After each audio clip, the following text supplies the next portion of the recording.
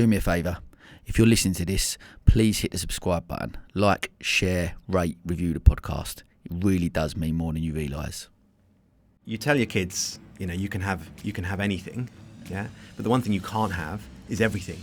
So you have to realise at some point that sometimes it is enough, and understand what is enough. Because if you're constantly striving, then you're never going to be happy. You're never going to find that contentment that ultimately people are searching for. Maybe you're not content with the choices you've made. Maybe you've breached your moral code in order to get there. And if you're living with, I think there's a phrase I learned recently, cognitive dissonance, where your actions kind of don't portray the morals that you've got, then you're sort of destined to live a life that's not as fulfilled as maybe it could have been, which is a real shame. And it's really common because, let's be honest, when do you seek out counselling? When do you seek out a life coach? You seek these things out when you aren't doing well, when you're in a bad place. But actually what we need is great people around us from a really early age to start to kind of just check in with us and say, right, how are things? How are you progressing? Because we all need that little bit of a steer from time to time. In answer to the question, what did I sacrifice? Well, I sacrificed things that were around my personal life, really, whether that was my physical health, my mental health, the health and well-being of my family and my relationships.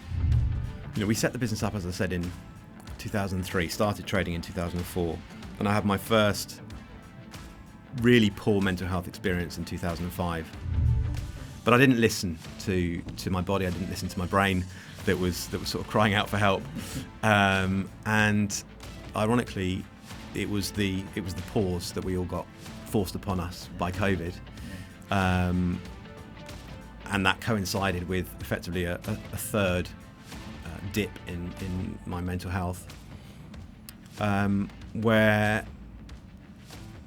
I had a moment, just a completely different way of looking at this, which was, look, this is ridiculous, because it coincided with just having effectively realised all my dreams in terms of my success, or whether that be financial or otherwise. This can't be right. This can't be right. Something needs to change, and so yeah, that's really what sort of triggered the last couple of years of self-reflection, and I'm in a very different place nowadays. I believe every business owner has a story to tell. Through seeking true, authentic insights about the entrepreneurial journey, I provide a platform for our peers to share their stories and inspire those that listen. This is the County Business Talks podcast, powered by Picture Book Films. Welcome to another episode of the County Business Talks podcast. I'm joined today by the co-founder and director of Focus Group, a UK comms and IT business employing over 700 staff across 8 offices. Focus Group delivers innovative solutions to over 25,000 businesses and an annual revenue in excess of 125 million. For 2 decades, his leadership experience in the IT and telecoms sector covers everything from the development of effective sales teams, cohesive people and culture strategies, and robust financial analysis, together with having led and completed numerous M&A and private equity transactions. He remains deeply committed to ensuring Focus Group has a positive and sustainable impact on those in and around our community, leading on agendas such as employee wellbeing and business culture. He recently founded the Focus Foundation, a charity designed to connect our community of employees, customers and industry partners in order to make a positive impact on people's lives. Despite huge success over the past 2 decades, he has come with sacrifices and along his own battle with mental health. Today he's going to share his story with us, and I'm truly honoured and delighted to welcome Chris Goodman to the podcast. Chris, how you doing, mate? Very well. What an introduction. Thank you very much. Sort of who's this guy you're talking about? He sounds like a top bloke, but apparently it's me, so thank you very much. Mate, also, listen, I know we've sort of spoken, we've been trying to get this in the diary for a while, and I've obviously followed you there. I've known you for a while anyway, and obviously seen the growth and success of obviously Focus Group. But obviously read your blogs and stuff that you post, especially around sort of mental health, which is, so I was so intrigued and yeah, delighted that you wanted to come on and obviously share that with us. So look, we're going to jump straight in, mate, as always. So just tell us listeners a little bit about yourself and your journey, and a bit about your story. Sure. Well, I'll bring your biography there, straight up to date. So Focus Group now has 9 offices around the UK. We've got nearly 800 staff and almost 30,000 customers. So it's constantly growing. But of course, it wasn't always a big behemoth of a business. We set up in 2003. We actually sort of founded the business then, but didn't start trading until 2004. It was just me and my business partner. We'd both worked in sales, worked for somebody else, and there's many people out there who founded a business who realised that perhaps all their ambitions and their dreams aren't going to be realised working for somebody else.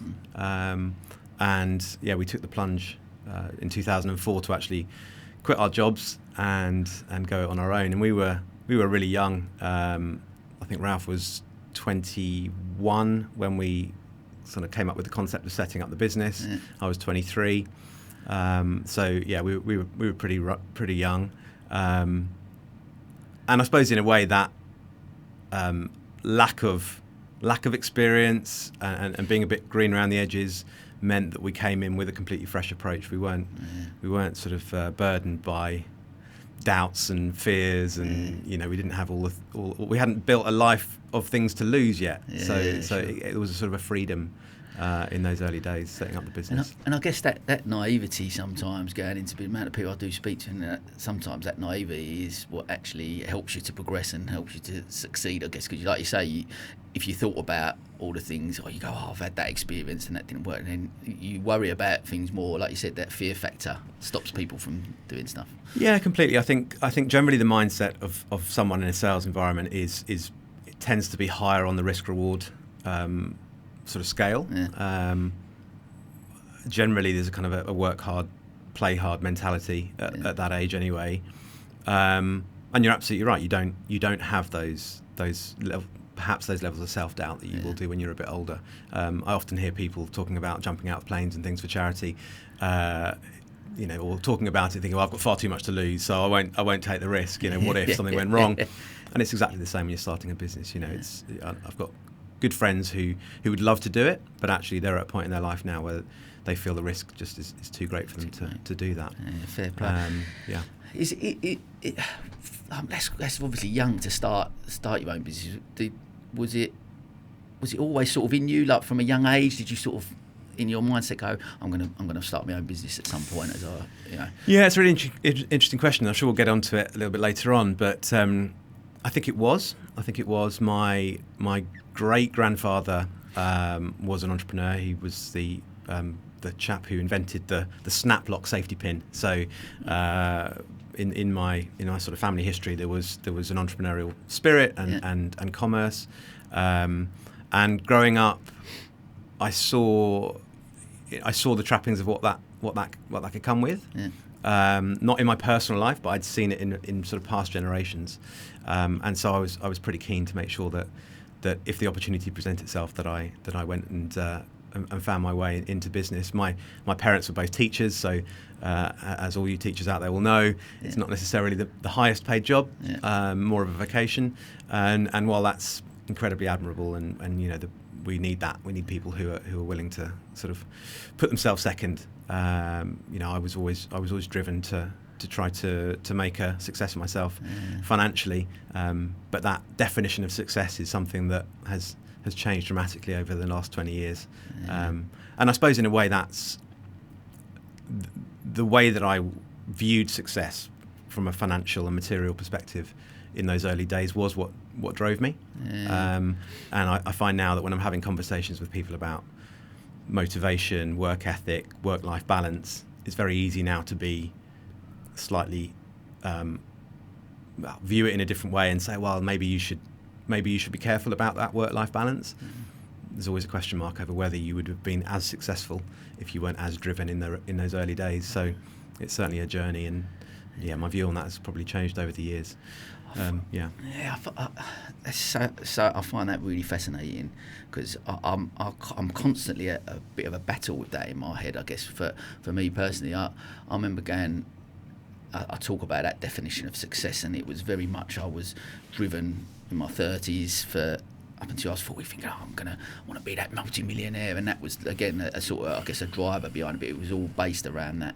And I hit a bit of a wall. I'm thinking, no, I haven't achieved that actually, the financial security side of stuff. I hadn't got to that by the time I was 40, and then I questioned a lot about myself in regards to failure, trying to change that definition in my head of what that, because I got to a low point thinking to myself, actually, if I died tomorrow, I'm actually surrounded by people who I love and who love me, and I've got my best mates who I've grown up with from school who are still my best mates and walk over hot coals with me. I've got a lovely wife and 2 beautiful kids, great relationship with mum and dad, brothers, my best mate. You know what I mean? Them type of thing. I'm surrounded within the business community with people I've built really strong relationships with, who are really good friends as well as anything. So that helped me a little bit, I guess, for me, that definition changed a little bit when I got 40 for me to go. I think part of the problem comes at school. You know, you get to a certain age when they start to say, okay, what do you want to be when you're older? And there's a sense of, if I do A and B, I'll end up with C. But nobody ever asks you whether you want C. You know, what is that? What's your motivation? There's an assumption very often that it is about having as good a job as you can get with as much money and as much freedom that may come with. But actually, not everybody wants that. And I think it's quite a dangerous thing to push everyone down a particular route where the definition of success is that end point, as opposed to who you are and how you act on the journey. So I think when we got to kind of 2020, and I'm sure we'll come on to it, but when we got to 2020 and sold a share of the business, you know, we'd had a fantastic journey, but had I really taken time to enjoy the journey, to reflect at various moments on, you know, the highs and the lows, and, you know, all the things that come with running a business and having responsibility for staff, etc., etc.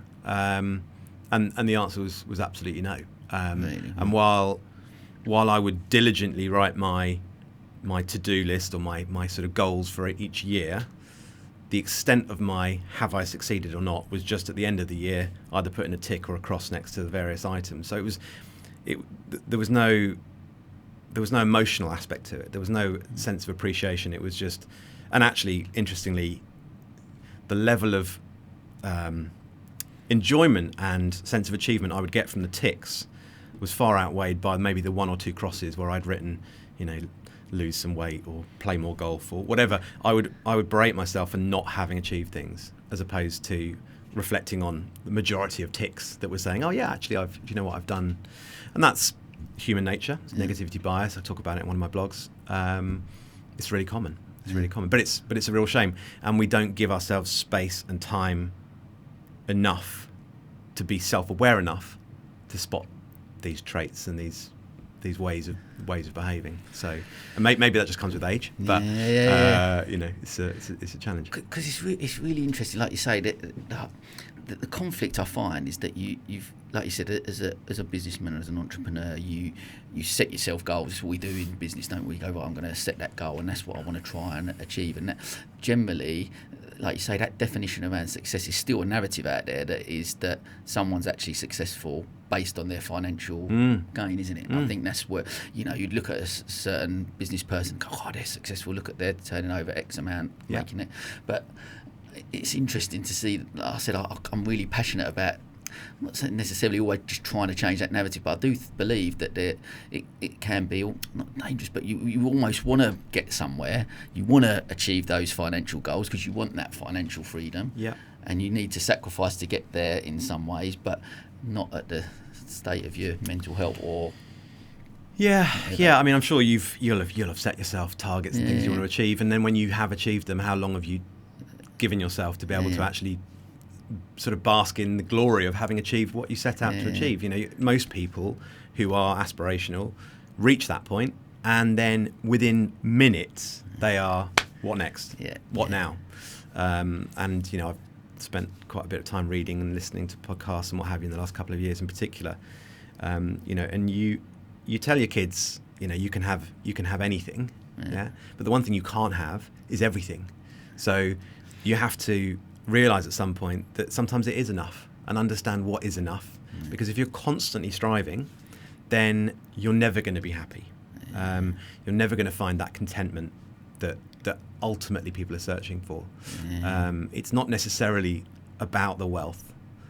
It's the sense that it gives you, the opportunities that it creates you. Sure. And how sad is it if you get to that point where you have those opportunities, but then actually you're not content with who you are. Maybe you're not content with the choices you've made. Maybe you've breached your moral code in order to get there. And if you're living with, I think there's a phrase I learned recently, cognitive dissonance, where your actions kind of don't portray the morals that you've got, then you're sort of destined to live a life that's not as fulfilled as maybe it could have been, which is a real shame. And it's really common because, let's be honest, when do you seek out counselling? When do you seek out a life coach? You seek these things out when you aren't doing well, when you're in a bad place. But actually what we need is great people around us from a really early age to start to kind of just check in with us and say, right, how are things? How are you progressing? Because we all need that little bit of a steer from time to time. But sadly we don't reach out for that until we're struggling. You're absolutely right. Yeah, that's really interesting. Actually, I do think that I think you're spot on. It is. You wait till you get to that low point till you make that change. And talk to me about some of over the 18 years, or like maybe some of the sacrifices then that you feel that you've made in life, maybe with personal life or like you said with health or whatever. But talk to me a little bit about that over those years. Yeah, I mean the first thing I'd say was, and this sort of realisation came in the last couple of years through having counselling, both in a sort of traditional sense, but also kind of life coaching.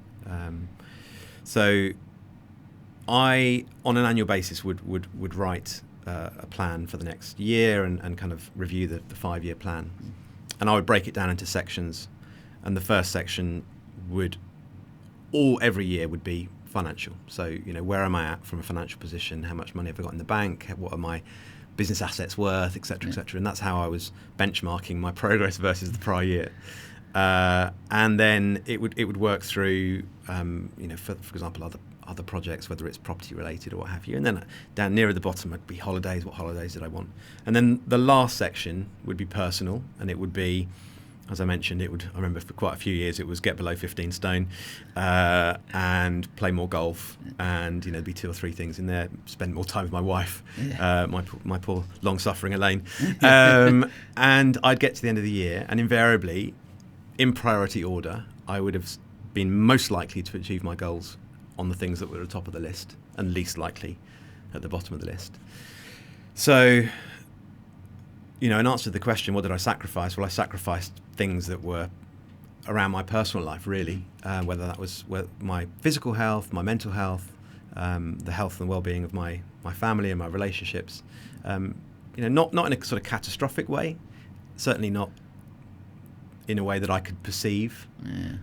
But over time, these things have a tendency to kind of build, and certainly from both a physical and mental health perspective, they would build, not in a catastrophic way, but in not a particularly productive way. So I think that was putting myself last was one of the major things. That's very different now. I put myself first, and if I put myself first, then I'm the best version of me, and if I'm the best version of me, then I have more to give to my friends and my family and everything else. So that's a complete shift. And you say that's only really come about the last couple of years that you've sort of been looking at that. Yeah, I think we set the business up, as I said, in 2003. Started trading in 2004, and I had my first really poor mental health experience in 2005. And when that happened in 2005 and 2012, my approach was, okay, I'm not very well. I need to see a doctor, and invariably the doctors prescribe you with sort of antidepressants or what have you. In my case, it was a anxiety, stroke, panic disorder. So, but I didn't change anything else. I might have made a cursory moment of listening to a meditation or what have you, but as soon as I'd taken the medication and I felt better, I saw no reason to change my lifestyle, what my drivers were in life, and so I would continue on. And those periods were 2-3 months of not really being able to work properly, not being able to go outside as much because sort of develop a bit of agoraphobia and various things, and we can talk more about that. But fundamentally, I didn't change my lifestyle, and so I was continuing to work hard, play hard. Working till 2 a.m, going out on work benders, whether they be kind of social ones or allegedly work-related events. Trips abroad with sales teams and what have you, and so my life was not in balance for sure.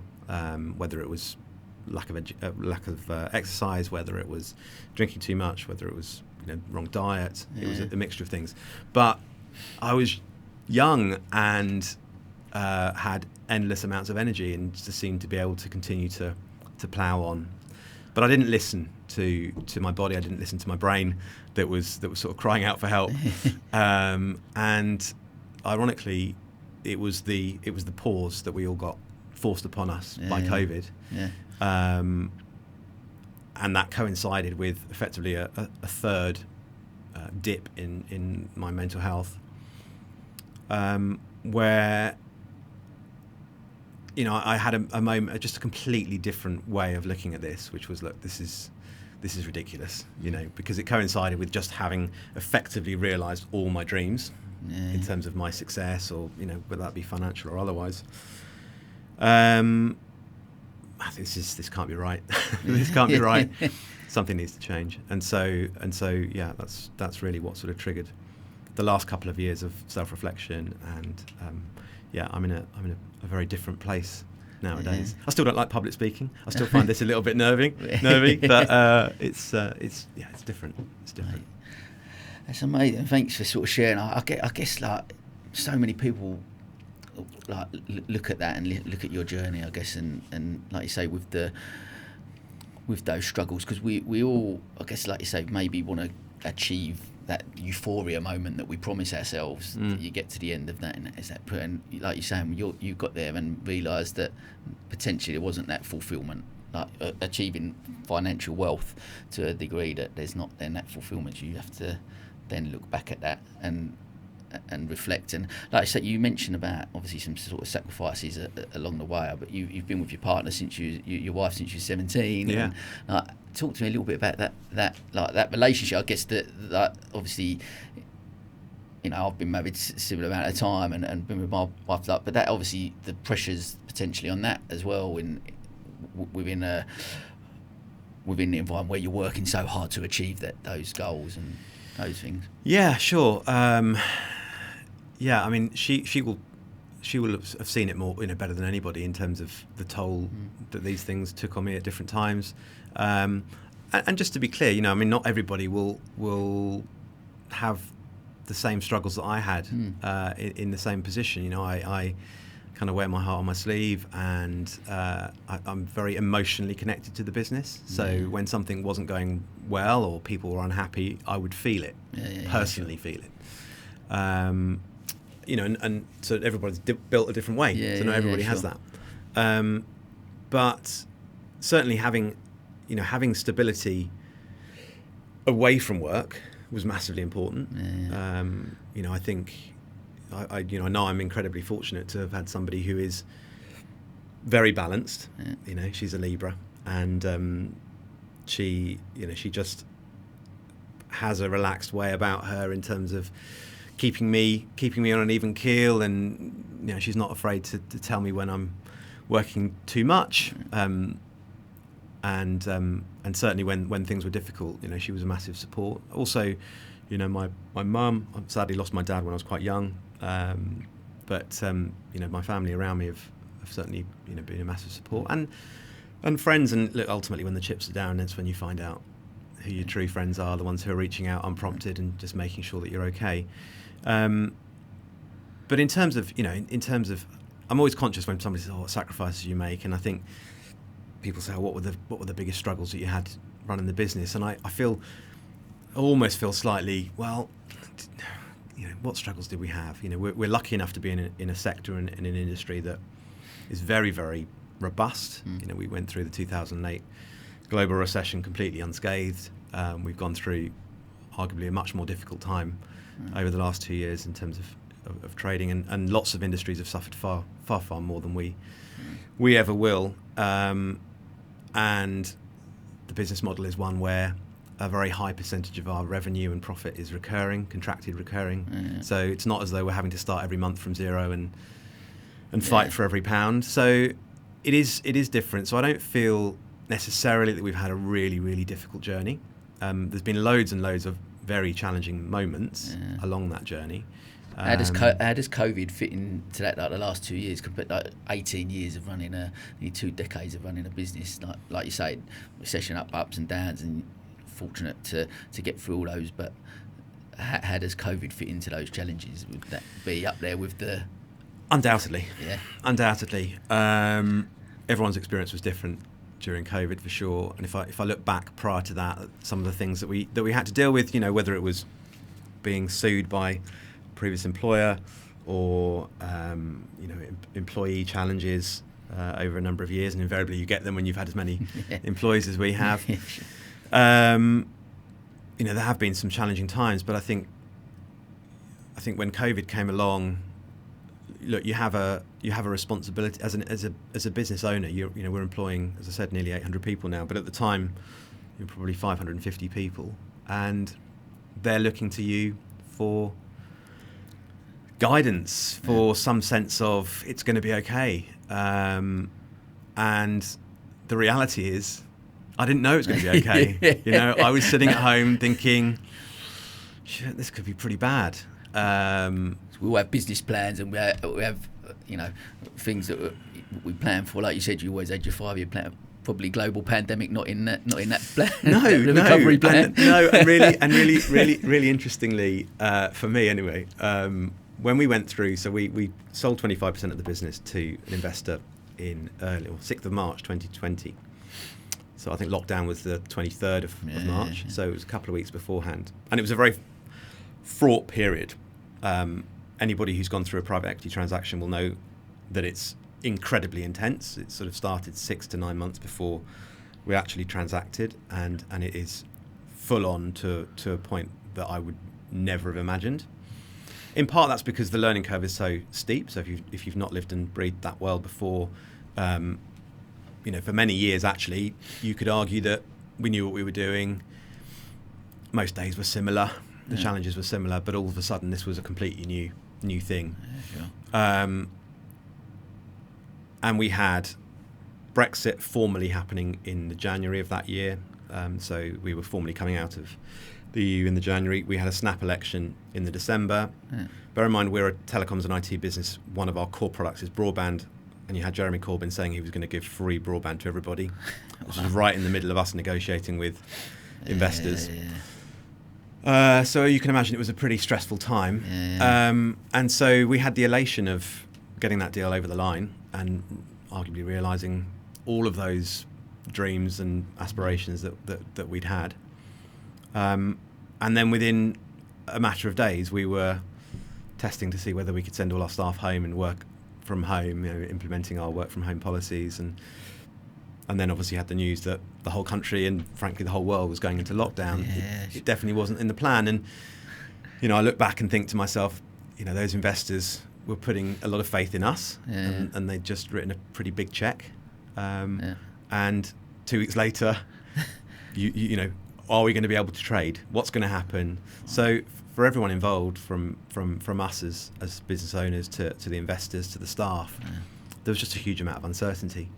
And how do you then, as a leader, I guess, at that point, because I really want to delve into about culture of the company as well, but how do you then, I guess, as a leader as well, rally the troops? I guess you got that many staff to go, you know, do you just openly communicate and say, look, we don't actually know what the situation is, no one knows what's going on in the future, but we're in this together and we'll get through it? Or no, it's a really good question. I think my approach was to be very, very visible and communicate on a daily basis at a level that we probably wouldn't normally communicate. So we were sharing detailed strategies with our entire workforce about how we were managing cash flows, how we were dealing with the influx of calls. Obviously, in the industry that we're in, arguably I would say we'd gone from being, telecoms, IT, pretty boring, to critical. Yeah. We were enabling businesses to transition to home working through the use of various different technologies. And invariably we were inundated with calls, sort of 4 or 5 times the volume of number of inbound calls we'd normally get. So we were redeploying telesales teams to work in credit control, in the service desk. We very quickly had to repurpose the business to accommodate the shift in what businesses needed. But ultimately people were, as we all were, right, listening to absolute horrors on the news on a daily basis. And it just felt that people needed reassurance. So I started, became a bit of a labour of love in the end, but I started a daily email, which became something that allowed staff to, perhaps if they wanted to, not even read the news or listen to the news. So I would kind of give a synopsis of what had been going on, the announcements that had been made by the government that day, giving an update on the state of the business, almost a kind of red, amber, green. There are particular areas where we're worried and we need everyone to rally round and what have you. You had parents thinking about what are they going to do if their kids can't go to school. You had, people who obviously were living with people with various different conditions where they might not be able to come to work. Yeah. So we just tried as much as possible to alleviate those stresses and make it clear that, look, fundamentally, what this all boils down to is we're a team and, we kind of will be fine together. And it was in a way I thrived on it. I think eventually actually it became a bit of an emotional burden because I was getting such wonderful feedback from staff that I felt like I couldn't stop. I needed to continue to write these on a daily basis. And I would find, inspirational quotes or inspirational videos or what have you, just to sort of top and tail the emails. And it just gave that sense of unity and togetherness. And actually, look, reflect back, it's all well and good being, growing and being successful. And you can say, yes, we did it, aren't we great? But actually, we saw the best of the business during the hardest time. Amazing. And that culture, that sense of family, that sense of unity, which is always there, was absolutely at the forefront of the business. And then more, and I think it's that recognizing that these are more than just, they're not just numbers, they're not just, people on your payroll. Each one of these people has got parents and children, and they're all in different situations, as do we, as are we. And so just as I would expect them to recognize that I've got kids and a family and that I have worries, they're in exactly the same situation, and what they just wanted was reassurance.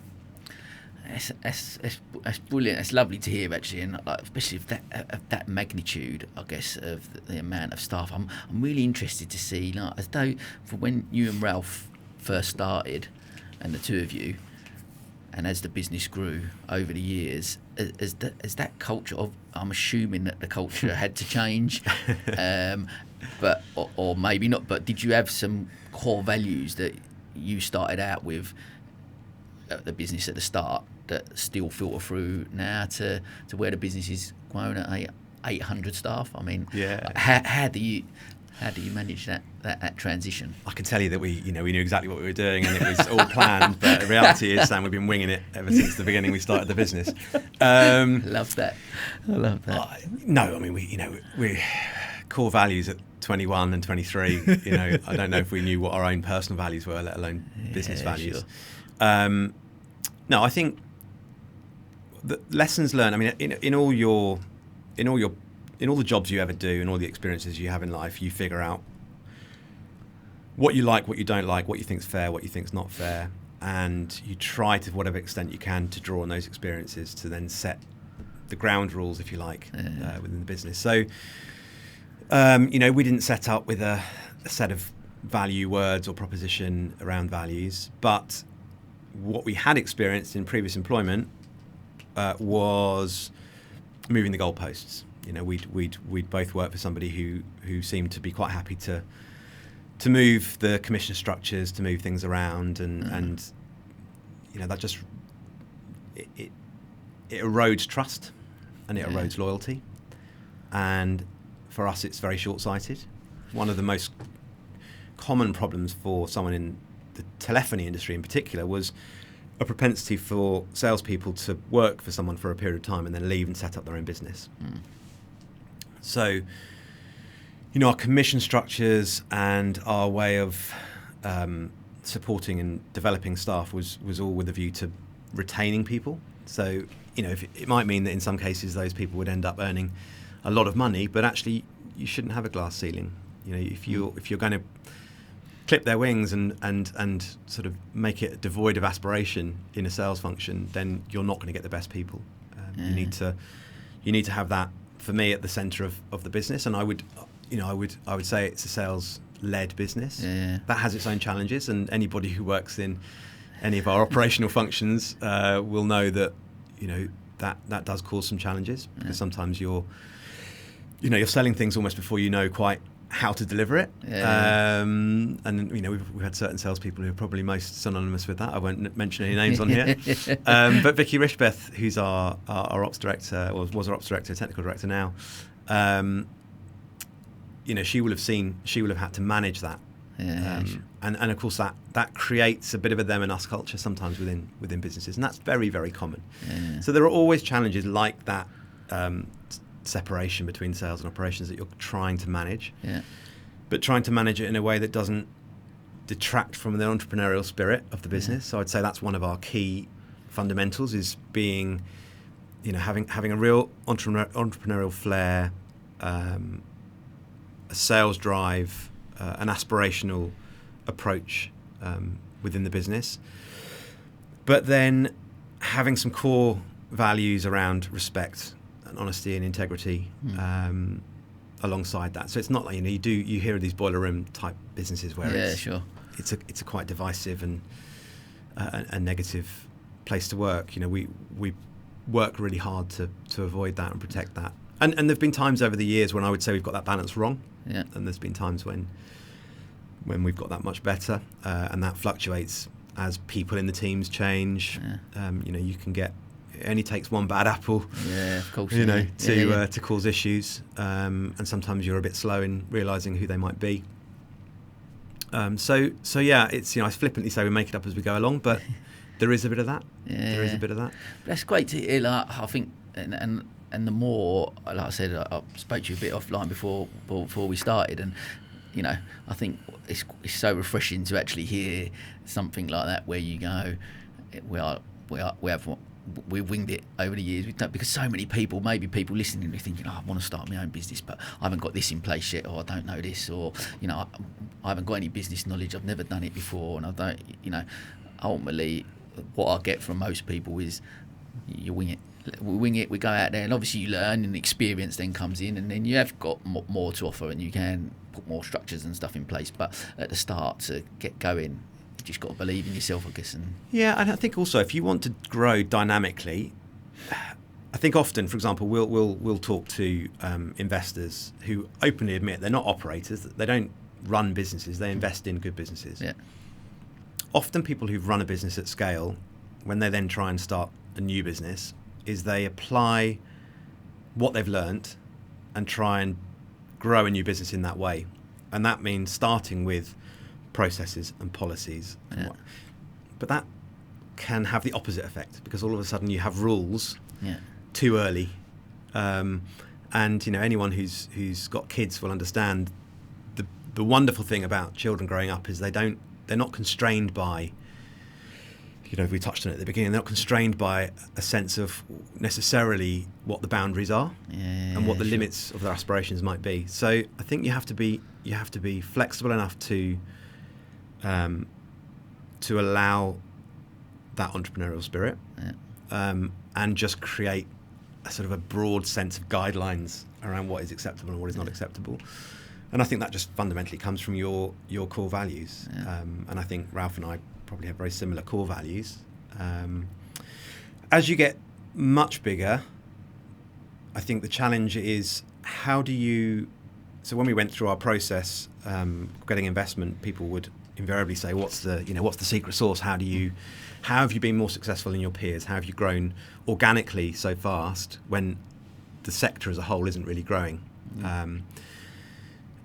And it's quite difficult sometimes to put your finger on exactly what that is. So we coined the phrase. Well, I didn't, but our RFD James coined the phrase stardust, and that stardust is a makeup of lots of different things. Culturally, we talk about entrepreneurialism. It's a lot more than that, and so for us, it's now how do we make sure that within all of our management team, those values and those ways of working are just fully embodied within that part of the business. Because in time, Ralph and I will take more of a step away from the business. We'll talk more about obviously other projects that we've got going on. The concern for me is when I'm there, I can encourage people to behave in a certain way, and I can encourage people to stick to some of those core values. But as you step further and further away from the business and those degrees of separation increase, how do you maintain that beyond that point? So I don't think it's so much an issue of size. I think it's an issue of who's in the business to be able to make sure those values remain. And so we're doing a piece of work at the moment that's less around. It's less of a traditional way of looking at values. So very often people will have keywords. Ours are respect, integrity, teamwork, ambition. Those are our 4 values. Well, who doesn't want those values? Who doesn't want everyone to be respectful and to have integrity and to be ambitious? And they're just buzzwords, right? And that's kind of the playbook of growing a business is doing this piece of work on culture. But it goes a level deeper. It's like, actually, how do you enact those values? How do you encourage people to fail fast, i.e. how do you give people permission to get it wrong without feeling like they're going to be overly punished? How do you encourage managers to take a more relaxed approach to sickness or holiday? Actually understanding that these people are often giving far more than they're technically paid to give, and making sure you give something back. And so it's empowering those people throughout the ranks of your business to be able to carry on in that same vein. Because that would be my worry, would be, one day I'll step away, and what makes it special then, is lost. So well, I guess if like you say, if that's entrenched, that culture and those values that are entrenched in the people that you've got within the business buy into that. And I guess because of course growing a business to that size, you would have lost people over the way, but I'm sure there's people that have been there for longevity and lots, where you've so some that I've known, like from in the sales and so you've from a cultural point of view, if you've entrenched that into them people, and that's what they bought into, and that's as this focus group family that you've tried to create, then potentially it is a situation where you start to step back, and actually that's embedded in there right to the core of the business, and that's going to be okay even if we do step away. That's my hope. That's my hope. And I think largely I think we've achieved that already. We've got some amazing people who are really, really committed to sort of taking the business on and maintaining those values. So fingers crossed. It's harder in the acquired businesses where we've done lots of M&A in the last few years. You're buying businesses who have a completely different culture. Well, they're in a different country. We've got offices in Inverness, we've got offices in Exeter, and these are a fair distance from our office, and so they've got different cultures. But actually, again, when you're buying businesses, if you know you're inheriting staff, again, one of the things that's important is looking at their culture. Is it something that is going to fit similar, even if it's not the same? Is it something that's similar?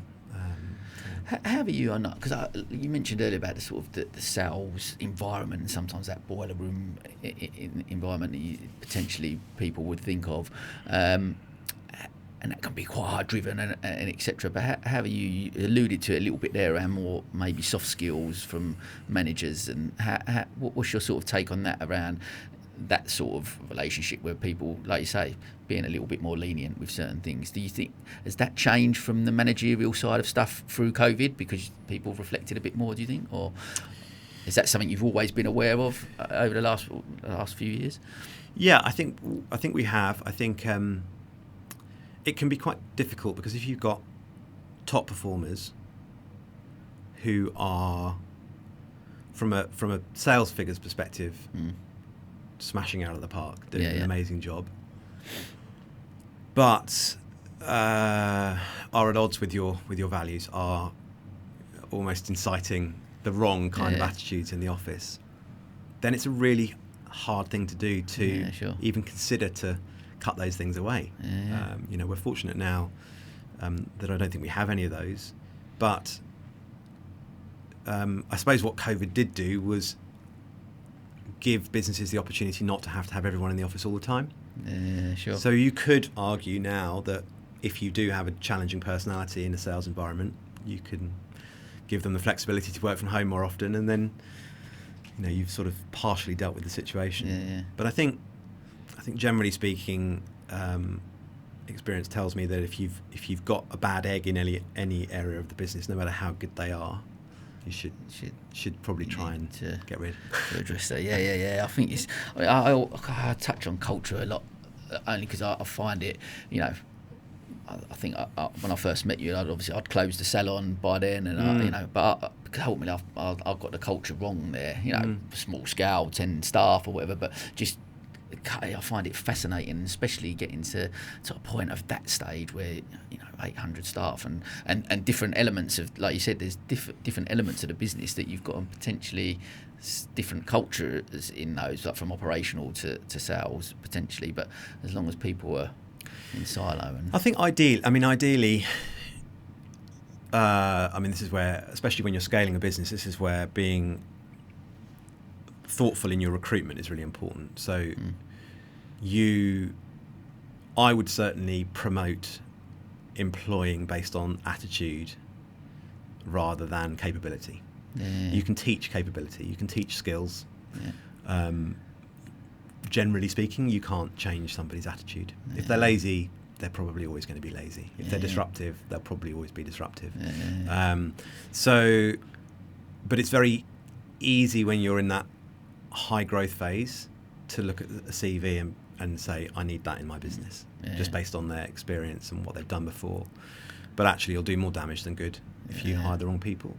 I remember my wife, she worked for Virgin for a number of years, Virgin Atlantic, and I was lucky enough to meet Richard on a couple of occasions and obviously read his books. And as the husband of somebody who worked for the business, even I could feel the culture within Virgin Atlantic, and they used to describe it, I think it was Virgin Flair. So everybody you met that worked for Virgin Atlantic, in whether it was on customer service roles, whether it was in training, my wife was a trainer, they all had something about them. They were all fun, energetic, positive people, and I think that's one of the things that when you're hiring is like, what are those key attributes that you want from a personality perspective, and then train in the skills afterwards. I love that. I'd be interested to what's your take of then around sort of education and stuff, because I think don't want to badmouth the education system in the sense it's broken or anything, but I do think that we don't necessarily. It's very structured. It's very archaic in the way it does so. Even when it comes to employing people, on a CV, that it is based more on who you are as an individual as opposed to what qualifications you've got. Would you say that from an employer that's something you look at more so now than you did before? Like, because people come out of, I failed my A-levels, you come out, entrepreneurship wasn't encouraged necessarily, when I was at school 20 odd years ago, 30 years ago. So where it is encouraged a little bit more now, and I think like with your kids and stuff growing up, like what's your take on them going to university, for example? Is that the route that you'd like them to go down? Do you think I just want them, if they come to you with an entrepreneurial idea, what's your take around education and that side of it? Yeah, I have probably a newfound respect actually for schools. Recently worked on a project, or are working on a project with Shoreham Academy, mentoring sort of year 9, year 10, year 11 kids there, and the limited resources they have causes a real challenge. Yeah, sure. So we have to be a bit careful before we're too critical. Yeah. But I think certainly there is too much emphasis on exam results, or not necessarily the results, but it's other aspects of learning that just I feel are lacking. I wish somebody had taught me. I wish I'd had a lesson on breathing when I was growing up. Yeah. I've learned over the last couple of years the importance of breathing. I'm doing it very badly today, by the way. I'm very much up in my chest and slightly erratic. That's the nerves. But the importance of belly breathing, the importance of diet and all sorts of other things that and the benefits of meditation, the importance of sleep. Just understanding some of these really critical things about who we are and how we operate and how to get the most out of ourselves. But actually, we focus entirely on whether or not you can do algebra. Now, don't get me wrong. There are several times now I think about, not all my subjects, but I think about certain things I've done at school, and I think actually I'm good at those things because mainly around maths and English, more so than sort of other subjects. So I would never sort of underestimate the importance of getting a good education. But I think there is a lot more that we can educate our children in that would be hugely beneficial for them. And I think that is slowly starting to happen. I'm seeing it with my son is 9, and I think he's definitely had some classes where they were doing about meditation and breathing, well-being and what have you. Certainly we didn't do that when I was and more like those sort of life skills, like building relationships and that type of thing, in regards to how you communicate with people and stuff within a social environment, for example. That those type of skills, the life lessons that potentially, I guess, that we can teach, I guess, as parents, as part of our role to teach them that as well. But I think in school, if they're able to, from my point of view, I look at that and go, rather than be measured necessarily on, right, that's your test, if you've got that result, right, that's whether you're a success or failure, for example. Yeah, and I mean, it's a massive issue that there's a sense of, this is what if we had a factory spitting out our children, this is what it should look like. Yeah. This is the education they should have had. This is the grades they should have got. This is the sort of person they should be. From a really early age, it's a problem, because I was listening to a podcast the other day, and it's a really, really good point. So obviously in life you have extroverts and you have introverts, and most people who know me through work probably think I'm a bit of an extrovert. Actually, I'm very much an introvert. But at school, it would be very commonplace for somebody to get a report card that said, little Jimmy needs to speak up more. They need to talk more in class. They need to participate more in class. They need to be better at public speaking. Do they? Is that actually who they are? Yeah.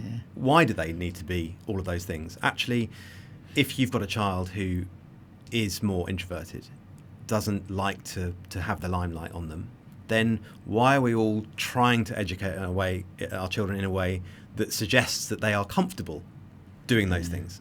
In actual fact, we should be embracing the fact that they're an introvert and saying, okay, given that you're an introvert, what are the skills that you have, maybe around empathy, or could be all sorts of things that traditional extroverts don't have. And we don't do that. We have a one-size-fits-all educational policy. So unfortunately, some of our children feel at odds all the way through their school life, because they're told, you're not the byproduct that we want you to be. You don't fit into that box, and you're not ticking that. Which is really, really sad. And often as parents, we're guilty of that, because we perceive those things to be strengths, and in certain circumstances they can be strengths. But you can be just as strong having different skill sets, just in a different way. As far as university is concerned, I didn't go to university.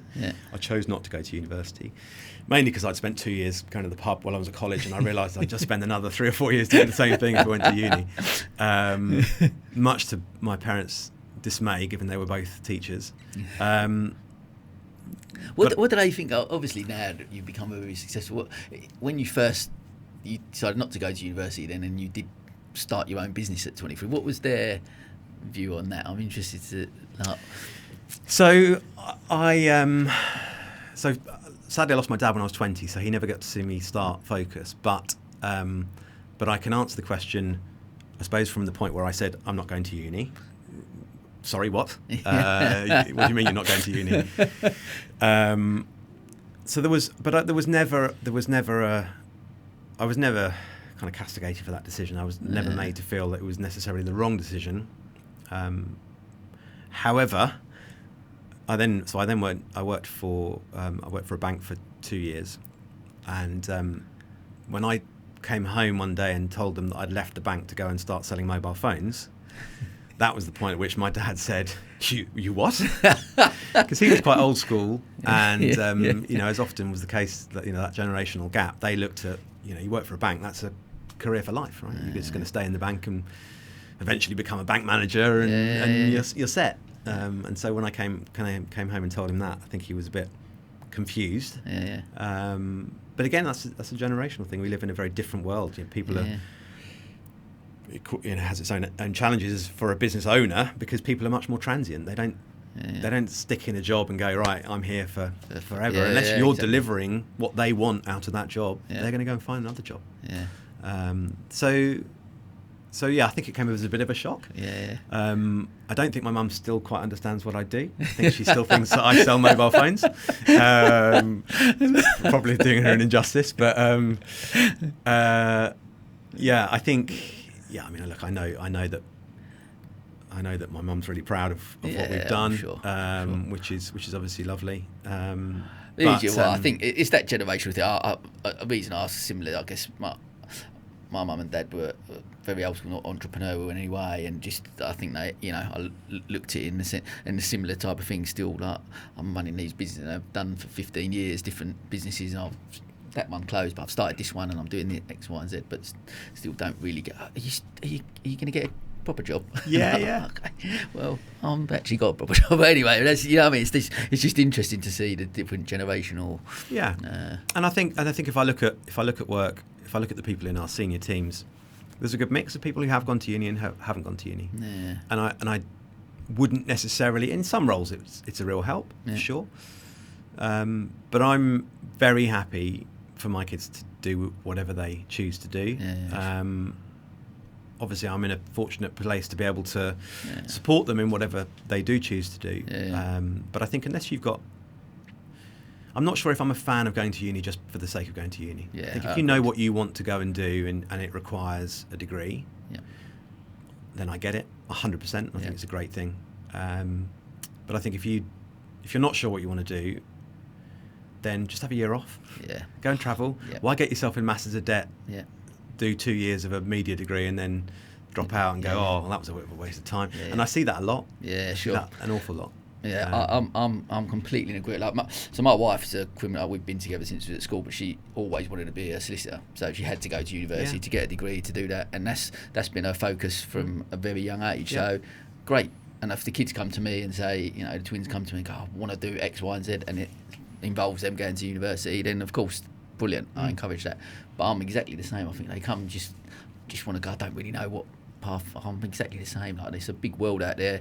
Travel, get experience and life experience that we might. Life's long now as well, right? So we still operate in a way that we kind of perceive that, okay, you're going to retire when you're whatever age, but I think it was the stat I read the other day was like, if you were born after 2000, there's a 40% chance you're going to live till you're 100. Well, if you're retiring in your 60s, that's a long time, right? And actually between 20 odd and 65, and of course that retirement age is going to get pushed back. So actually, if you're sub 20 today, by the time you get to retirement age, it's probably going to be like 80. That's a long time working. So I think if you get the opportunity and you've got the means to take a bit of time to figure out who you are, that's probably as good an investment. I won't say better. It's probably as good an investment. It's come back to my point earlier. If I'd have had some of the knowledge that I allegedly have now, back then, in terms of self-awareness, knowing what makes you tick. If I'd have spent a year or so travelling around Tibet or Yeah, whatever, yeah, I sure. probably would have learned an awful lot about myself Yeah. that I could have put to good use later on. So Amazing. Yeah, I love that. And I want to just, before we move on to something, I just want to delve a little bit back, because one of the blogs that you've written, we've obviously touched on the mental health side of it, and obviously we're recording this around, World Mental Health Days coming up, which we're looking to release the episode on. So I know you put the blog that you wrote, where does your ladder lead, which I found fascinating, and it's really interesting. Like you said, you sort of alluded to, getting to that point where you've achieved all your goals, and but that euphoria moment, I guess, where you've financially wealthy, but just not feeling fulfilled. Just so keen to explore just that little bit more about, delve a little bit deeper into that mindset around that time and where you are right now in regards to fulfillment, I guess. Have you got to a place now where you feel like that, or? I'm certainly in a place where I better understand myself, and I'm more at peace with who I am, and actually, does it matter what other people think? Actually, if you know in your own heart that that you've done your best and that you're a decent person, and it comes down to, I think, we could all spend a bit more time listening and learning to the lessons that have been learnt by other people. So over the last couple of years, listening to podcasts, I listened to Rich Roll. He's a for me, I think, just a hugely inspirational person. He interviews, he has these podcasts with a whole range of different inspirational people, and the themes are the same. That what really matters is faith, family, friends, and work that serves other people. And if you focus your attention on those areas, then you are setting yourself up for happiness, whatever happiness looks like for different people. If you make the assumption that achievement, whatever achievement is going to make you happy, generally speaking, you're probably setting yourself up for failure in terms of how you're going to feel. I think some people call it striver's curse. It's really common for what the outside world would look at as high achievers to be thoroughly miserable. Yeah. And there are loads and loads of cases of this. Probably some of them more widely known tend to be sports people who've reached the pinnacle of their sport. I can't remember the chap's name, but there's an Olympic diver, not Tom Daley, who was talking on a show the other day, and he was saying how he'd obviously trained all his early life to become great at this sport, and then he became British champion, and he wasn't satisfied, and he became European champion, and he still didn't feel that he'd achieved his goals, and then Commonwealth champion, and then eventually world champion and Olympic champion. And he just went into absolute spiral of depression because he, understandably, it's like, well, if that's the pinnacle of everything you've been working towards and you don't feel happy having achieved it, who are you? What are you? What's your purpose? Ben Fogle talks about it when he summited Everest. He then went through months of depression afterwards because what else is there? If that's what you've set yourself up to achieve in life, and that's become your identity, then who are you if you haven't found fulfillment or a sense of achievement in that? And I think for me, I think I probably, certainly for a number of years, was a bit of a workaholic, certainly a perfectionist. And we didn't set, interestingly, one of the challenges I think is that we didn't set specific goals for quite a long time. And actually, when you do set specific goals, while it has, on one hand, a very positive impact because you know exactly what you're going after, and sometimes you get to that goal quicker than if you just let things sort of float along. But I don't think I'd done the work to understand what it might feel like if I actually got all my dreams. And said this to several people since, but if you're fortunate enough to be in a situation where you achieve financial freedom, on the road to that, the people you're most likely to be recommended to speak to are investment managers, right? So, you must go and talk to such and such. They'll help you with your money. Great. Nobody comes up and says, you need to go and see a life coach. You need to go and see a therapist. You need to go and talk to somebody about who you are, what your motivations are, what you're going to do afterwards, how it's going to feel, the likelihood of imposter syndrome, all the things that are, when you start reading and you start listening, so common, incredibly common, whether people like Tom Hanks, really successful people who suffer with imposter syndrome or not having a sense of ease of who they are and what they've achieved. And that's exactly what happened to me. It took a while because COVID got in the way. So completed the deal 6th of March, lockdown 23rd of March. First 2 or 3 months was just, how do we get through this? And so, all efforts were put into that. But when the dust settled and the noise fell away and I was left with just me, I had this just horrible sense of unease of, like, what's it all about? Like, so what? What next? And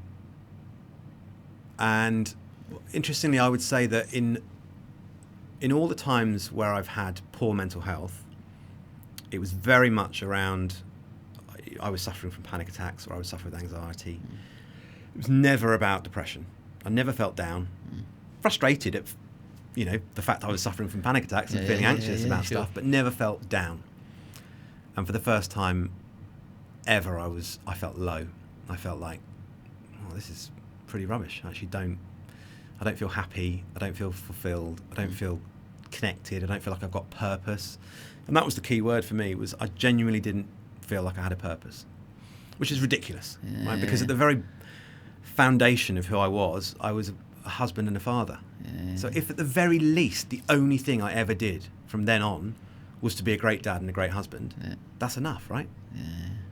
But for some reason in my head, no, that's, there must be something more. There must be something else. And I think, ultimately it's about identity for me.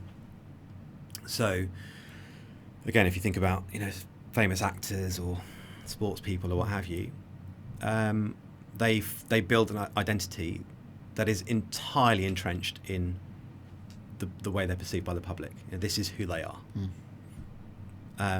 For me, everything I did was connected in some way to work. So if it was social engagements, they were nights out with friends that I worked with.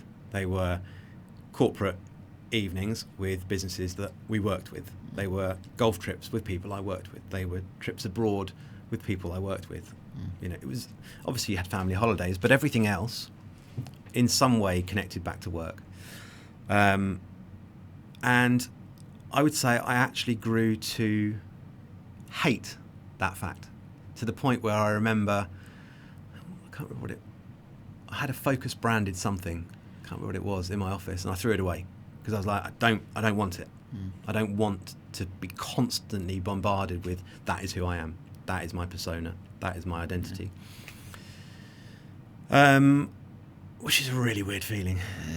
A really weird feeling. And it just so happened that it coincided with I had a acute appendicitis in the June of 2020, and then an issue with reflux, which I'm sure were probably brought on by the bad eating and excessive drinking and stress that I'd had through the previous 9 months getting to that transaction. But it all happened at the same time, and it was, it felt pretty debilitating. It made me question who I was and what my motivation was, and what would come next. I wouldn't say that I suddenly found myself in really deep, dark depression, but I was conscious that it was different. I'm not one to just kind of sit back and let it eat me up. Yeah. So I communicated with my business partner and senior team and said, look, I'm just not in a good place, and because I've not shied away from talking about my own challenges in the past, it wasn't like some shock horror. Oh my God, what's wrong with Chris? It's like, oh, okay, he's just not great. And so I just was able to just step back for a few months and took the opportunity to sign up to a mindfulness class, and began seeing a counsellor. And yeah, it's never an overnight success, right? These things take time, but I was able to sort of start to unpack some things that I'd never really talked about, or had never even been something that I was really aware of. I was so busy in that role of joint CEO and running the business and growing, and that I just wasn't really aware of it. And I did an 8-week mindfulness course. I then did a 12-week follow-up, and it was during that 12-week follow-up that we were doing a session. I've brought it with me because I can never remember the poem, but if it's all right with you, I will read out the poem that got read out on that day. So it's called Autobiography in 5 Short Chapters. So, chapter 1. I walk down the street, and there is a deep hole in the sidewalk. I fall in. I am lost. I'm helpless. It isn't my fault. It takes forever to find a way out. Chapter 2. I walk down the same street. There is a deep hole in the sidewalk. I still don't see it. I fall in again. I can't believe I'm in the same place. It isn't my fault. It still takes a long time to get out. Chapter 3. I walk down the same street. There is a deep hole in the sidewalk. I see it there. I still fall in. It's habit. It's my fault. I know where I am. I get out immediately. Chapter 4. I walk down the same street. There is a deep hole in the sidewalk. I walk around it. Chapter 5. I walk down a different street. Wow. And timing is everything. Yeah. And earlier that week, at the weekend prior, so this was on the Wednesday, I think, that I was on this mindfulness course where I read out that poem. On the prior weekend, I'd been at an amazing event, and it had been a long weekend of having an amazing time with some great people, but lots of alcohol involved. And what should have been an incredible fun weekend and almost a once in a lifetime experience resulted in me having the most horrendous hangover on the Sunday, and then an awful bout of anxiety on the Sunday evening, all day Monday, Tuesday, Wednesday, just horrendous. All the demons come flooding in, because for me, a hangover has very similar sensations and feelings to anxiety. So come the Wednesday, I'm having this mindfulness session, and he reads out the poem, and I was listening to this poem, and it just spoke to me about my relationship with alcohol. Now, I'd been journaling, and again, I'd only started journaling because of counselling sessions and listening to mindfulness and various podcasts. But a combination of me having journaled for probably 4 or 5 months up until that point, and being able to look back at trends of behaviour and how I was feeling on a day-to-day basis, and then listening to this poem, I thought to myself, what on earth am I doing? Time and time again, with alcohol, where alcohol was concerned, I was walking down this street, knowing exactly where I was, doing exactly the same thing, and then paying the consequences and suffering for days afterwards. And I sat there and I thought to myself, what am I doing? And I've tried, for me, chapter 4 means, which is what lots of people do, I know what I'll do. I'll drink less. I won't drink on a weeknight. I'll only drink at the weekends. But a relationship with alcohol, this wasn't as though I was an alcoholic, but my relationship with alcohol was such that when we did have a weekend where we had some event going on, like my 40th birthday. I remember, again, it's sort of event where it was fantastic, but my God, I felt awful for 2 or 3 days afterwards. Sure. And it just takes the enjoyment out of it, because your memory is somewhat tainted. Obviously, you're not fully present during the actual event. So I've tried chapter 4 several times, which is this controlled, okay, I'm stepping around the hole, right? But actually, every now and then, you still fall in. And so I decided, look, it's chapter 5. I've got to walk down a different street. I've got to do something fundamentally different. And that was the 3rd of July, 2021. That was the last day that I had a drink of alcohol. And you haven't had a drink since? Haven't had a drink since. Now, I'm very conscious not to say I'm teetotal. I will never drink again. Yeah. I'm not saying that. But I haven't had any sort of severe anxiety since.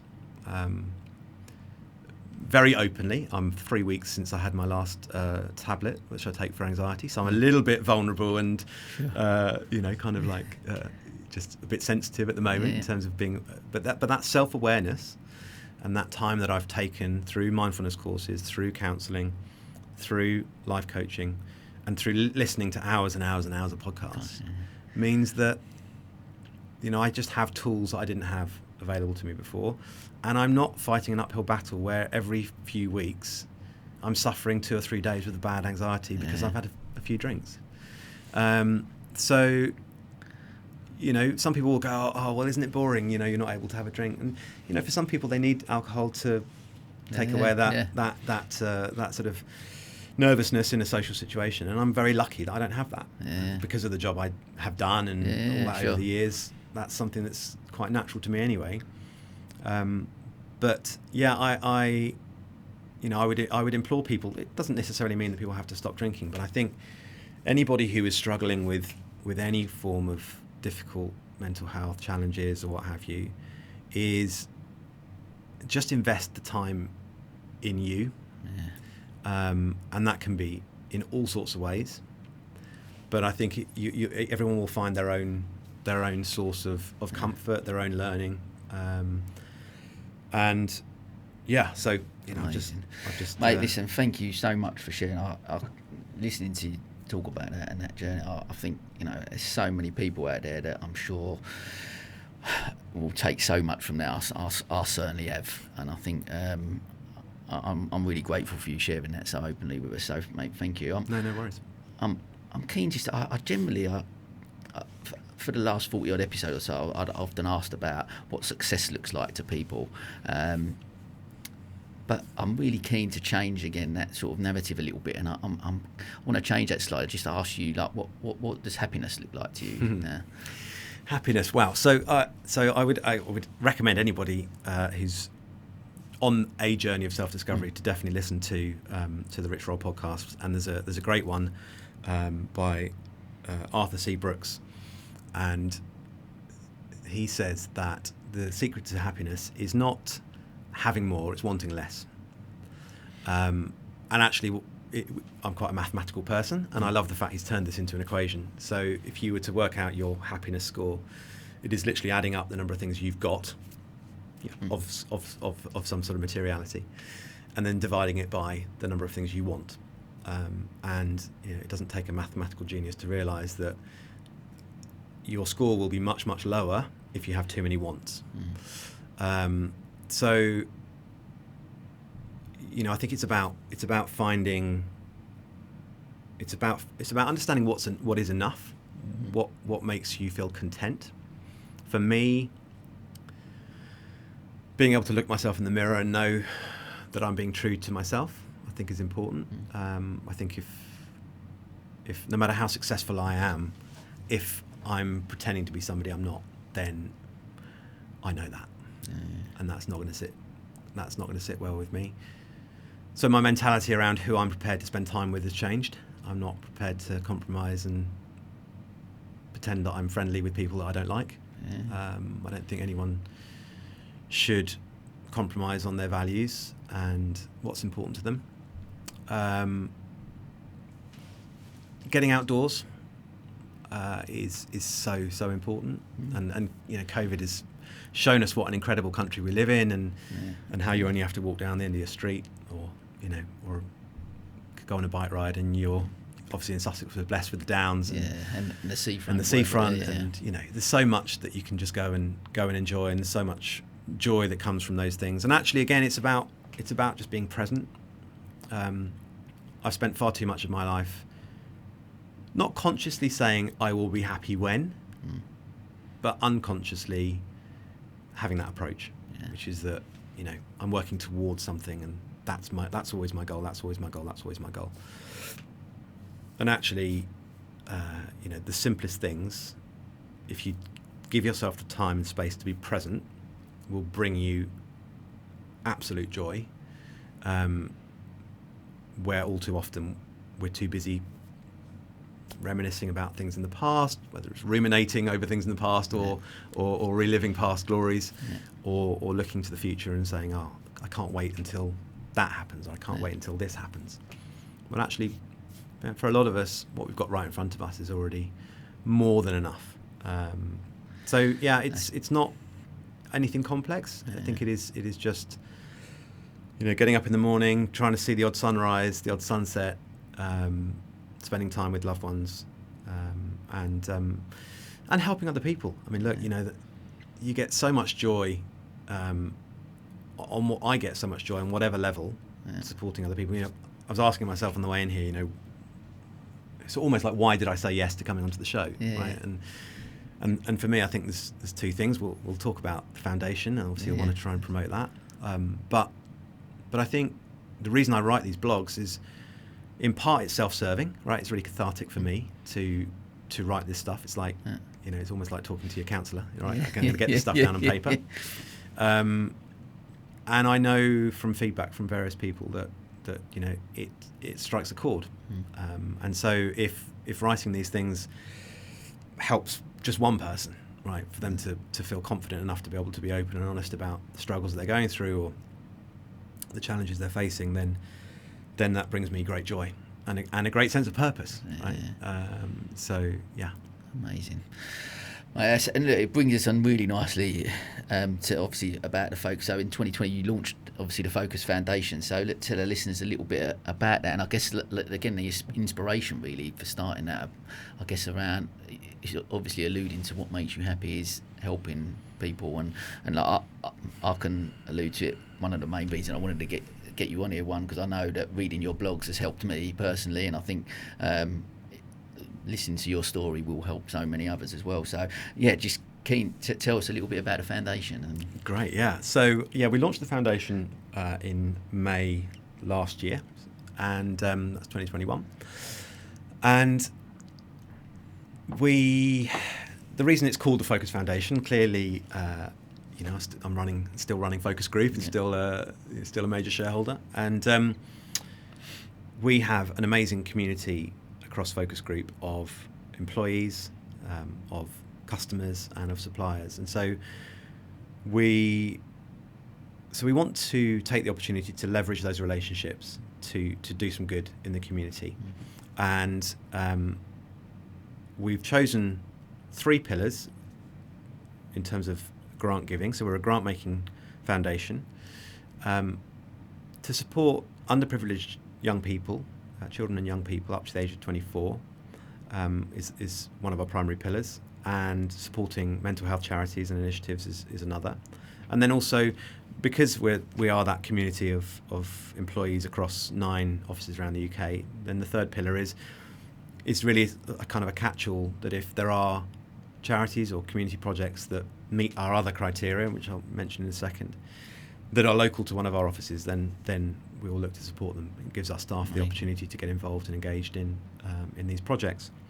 So it's very early days. Obviously, I've got a day job, so this is all done entirely in the sort of spare time. And it's myself and my wife Elaine, and our PA Mandy, who supports with the work on the foundation. To date, we've raised about £65,000. We've approved about £75,000 of grants across 16 different charities. We've done very little fundraising in reality. We did a golf day last year that raised just over 50,000, but we've had staff more recently doing various things. We've had a bunch of people throw themselves out of a plane this weekend, just gone over in Salisbury. But that's a prime example. That was people made up from our SW Comms office in Exeter. It was people from HQ. It was people from up in Scotland. They all came together to throw themselves out of a plane at 10,000 feet in the name of charity. And why the Focus Foundation? I mean, there are loads of charities out there. Obviously, we're not a doing charity. We're a grant-making foundation. And I think for me, it's a few things. So we direct our funds really at grassroots charities. They tend to be smaller charities. So one of our criteria is charities with less than £2 million annual income. We also look for charities where we can be certain, or at least pretty certain, in terms of how the money is spent. So we look for charities where there are low core costs. So typically under 35%. And what I mean by what we're looking for in those core costs are the big fat cat CEO salaries, the swanky offices in London, the things that donors often aren't necessarily aware of. Yeah, sure. That might be eating into the donations that they're making. And somebody, I didn't sort of coin this, but somebody suggested that we're a bit like an investment manager, but in the philanthropic world. So donors can put their money with us, knowing that we will do fairly robust due diligence on the charities to make sure that the projects are impactful as possible. So we're assessing the scale of the charity, the governance of the charity. We're assessing the sustainability of the project, and just making sure that people's hard-earned money is put to good use. So it's as I say, it's very early days. It's already been hugely rewarding. We've supported a range of projects, from Boxing Futures, for example, where we've funded disability equipment so that they've got greater accessibility for their non-contact boxing. They've got sites in London and Peterborough, and an inflatable gym, so they can take that around the country. And what they do there is they really sort of promote the benefits of non-contact boxing around mental health and coaching, and it's an incredible charity. Locally to Brighton, we've supported Brighton Therapy Centre, who have a fantastic model of providing mental health support to both fee-paying individuals, but also then taking a proportion of that fee-paying fund and allowing people who can't otherwise afford mental health care to be able to get access to it. We know there's huge waiting lists on the NHS, for adults and also through the CAM system. So just by funding those, we're enabling people who, quite possibly are at the lowest point of their life.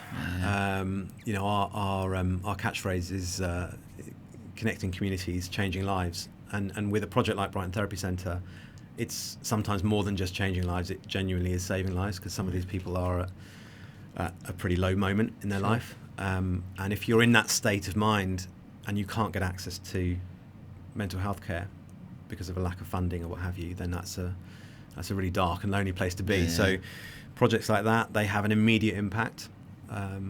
So it's amazing. Wow. Yeah.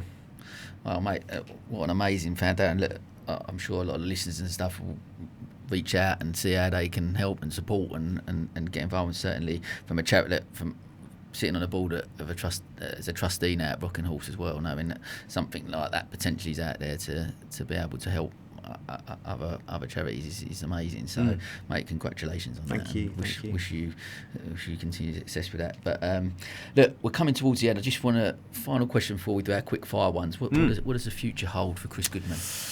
So, what does the future hold? I'm committed, from a focus group perspective, I'm committed to kind of championing the voice of the people, so the staff and the customers, and making sure that the business, while it continues on its growth trajectory, looks after its people, looks after its customers. These things can be challenging for sure as you're growing, but I'm committed to those. My aim with the foundation is to get the foundation to a point where it is a long-term sustainable legacy that staff from Focus can get engaged in, and local communities associated with and around our offices can engage with. So that's going to be something that I'll certainly be putting a lot of my efforts into over the next few years. And then outside of that, I'm almost intentionally not trying to be too clear on that, because actually I'm quite enjoying the journey of self-discovery. I'm enjoying lots of the conversations I'm having with people, and actually I've spent a lot of time focusing on work, and it's about time that I spend a bit more time focusing on me and my family. So lots of nice holidays, hopefully, and just enjoying the time and space that these years of work have sort of now afforded me. And so and I really enjoy writing these blogs. So again, it's just making time to be able to do these things. So a book in the pipeline, maybe. Who knows? Who knows?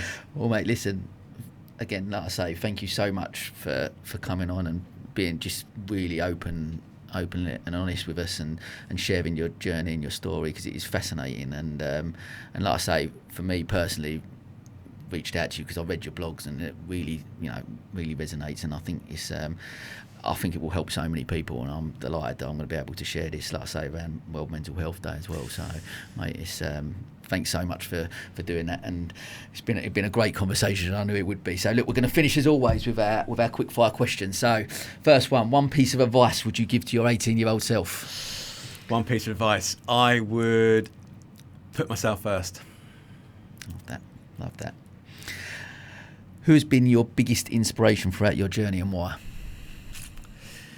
Yeah, it's a really, really good question. I think commercially, I would say Richard Branson. I think my experiences of what Virgin looked like and felt like as the partner of an employee, culturally lovely business.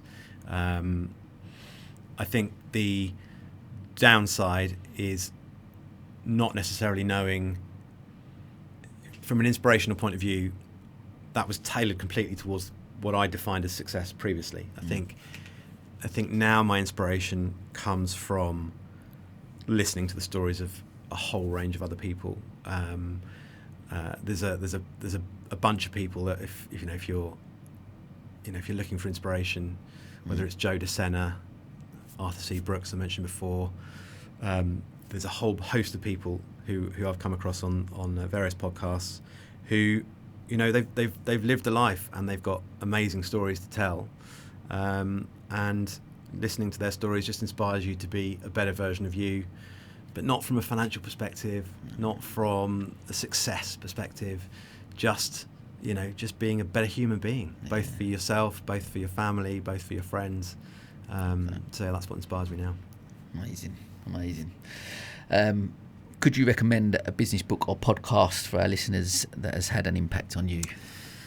Yeah, a few. So obviously I mentioned Rich Roll's podcast a few times, and I would definitely would check that out. And a big shout out actually to Chris Evans, because I know he was Marmite for a number of years, and maybe still is for a few people. But it was through listening to the Virgin Radio Breakfast Show during COVID that I came across Rich Roll, and that's had a massive positive influence on me.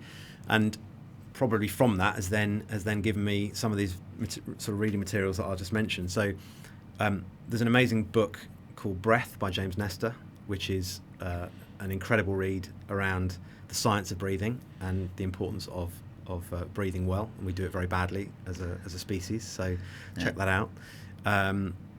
I really, really enjoy Ryan Holiday. He's the author of The Daily Stoic. So he has a couple of books, Ego is the Enemy and Stillness is the Key. So I would check those out. These are great for kind of self-development and learning. Business books, not so much. I'm not a massive fan, if I'm really honest. I tend to coming slightly back to my winging it comment. I think it's good to find your own way. I think if you try and recreate what somebody else has done, is it going to work as well? You've got to be true to yourself and what you believe in. And do it your way. What a great way to finish. Love that. Chris, thanks so much. It's been an absolute pleasure, and can't wait to share this episode. So It's been thank you, great. sir. Thanks, Sam. And that is a wrap, as they say.